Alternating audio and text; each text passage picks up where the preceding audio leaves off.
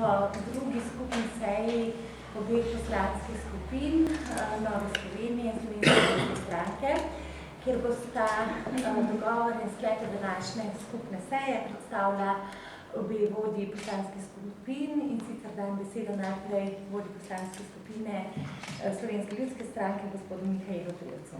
Hvala lepa, lepo pozdravljeni. Ja, res je, tako kot je bilo že rečeno, danes je potekala druga skupna seja obeh poslanskih skupin Nove Slovenije in pa Slovenske ljudske stranke.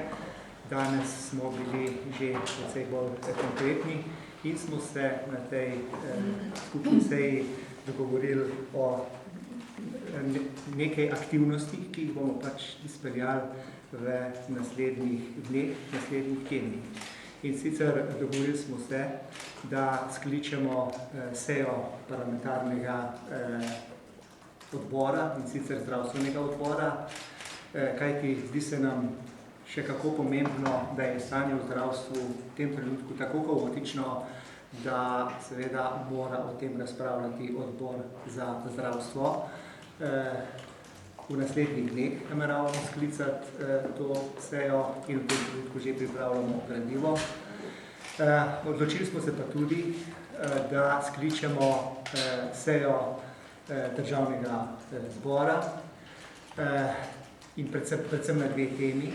Eno je črpanje evropskih sredstev.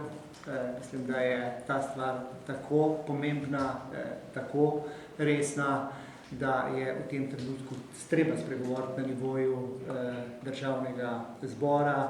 Dejstvo je, da mnoge investicije, predvsem na lokalni ravni, v tem trenutku stojijo in občine pravzaprav ne vedo več tako naprej. In pa nenazadnje druga tema je pa tako imenovani nacionalni reformni program, ki je bil sicer predstavljen,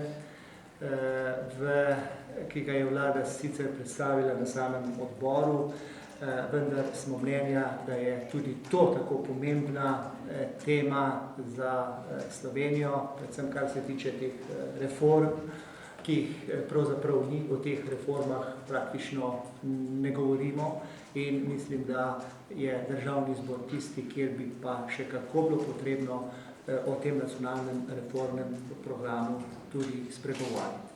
To so te teme, ki nas bodo zaposlovale skupaj z Novo Slovenijo v naslednjih dneh, tednih, in več ali manj je gradivo pripravljeno in v naslednjih dneh bo sledilo pa še realizacija. Hvala lepa. Hvala lepa. Besedo predajam vodji poslanske